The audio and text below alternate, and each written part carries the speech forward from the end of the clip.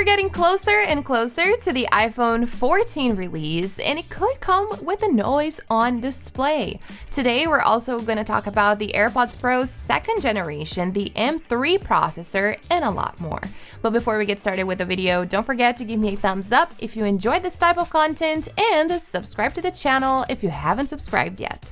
This video is sponsored by SetApp, an incredible cross-platform suite which gives you access to over 200 iOS and macOS applications without any additional cost. You only need to pay for your subscription and choose the apps that you would like to use. Now, a great benefit is that you can start a free trial when you use the link listed down below in the description. So starting off, Mark Gurman recently reported on Apple's new releases, and he believes that new Macs are on the way, including a new Mac Mini with the M2 and M2 Pro chips, the new 14 and 16-inch MacBook Pros with the M2 Pro and M2 Max chips, and finally, the new Mac Pro with possibly the M2 Ultra and M2 Extreme chips.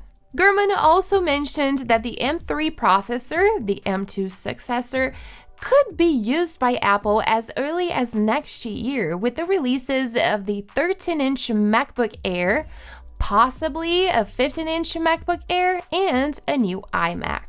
Now, considering that Apple released the M1 MacBook Air in 2020, the M2 MacBook Air in 2022, it wouldn't really make sense for Apple to release the M3 MacBook Air in 2023, just 1 year after the M2 release. And Gurman also suggested that a 12-inch MacBook is currently in development.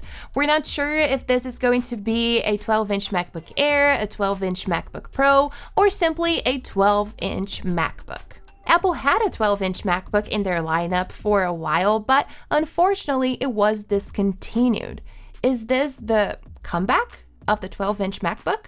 Talking about other products, he also believes that Apple is developing other devices that could be released in 2022 or later, such as a new Apple TV with the A14 chip and 4GB of RAM, a new HomePod with the S8 chip, which could also be the same chip present on the Apple Watch Series 8, the AR/VR headset with an M2 chip and 16GB of RAM, the iPad Pro with the M2 chip, a low-end iPad with the A14 chip and USB-C support, new AirPods Pro, and a lot more. Now, 52 Audio recently shared a lot of information regarding the AirPods Pro second generation, and it could have an overall same design, but new features. Starting off with its case that could have USB-C, Find My audio detection, and it could also work as hearing aid.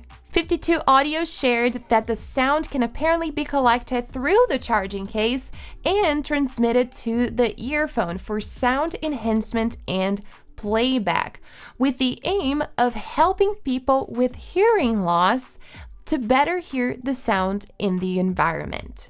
The AirPods could also have an updated H1 chip, heart rate and temperature sensors, lossless audio support, and more. Now, don't forget that the AirPods Pro first generation are currently on sale on Amazon. There is a link for it down below in the description. And last but not least, Mark Gurman also talked about a new feature which is possibly coming to the iPhone 14, always on display.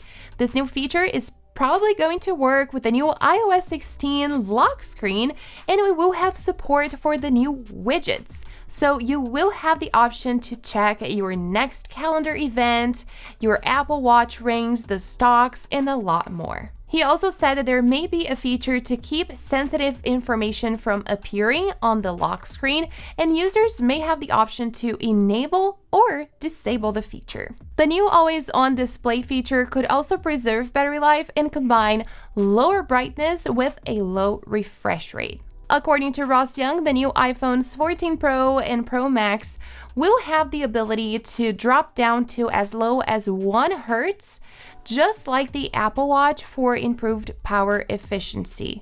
Currently on the iPhones 13 Pro and Pro Max, the refresh rate drops down to 10 Hz and it goes up to 120.